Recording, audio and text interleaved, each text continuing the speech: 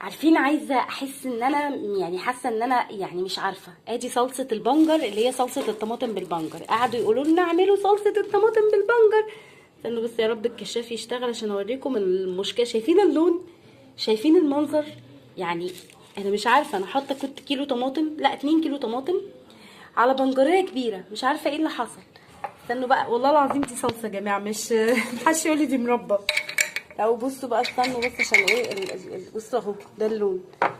وبعدين النهارده لسه عامله صلصه الطماطم، لقيت صلصه الطماطم بقى لونها كده، تحس ان هو يعني ايه بينك جامد كده. اهي بصوا الصلصه اهي، ما حطيتلهاش اي حاجه غير طماطم وبنجريه كبيره، شويه ملح صغيرين، وحطيت بس في البرطمان كده من فوق الوش حطيت شويه زيت.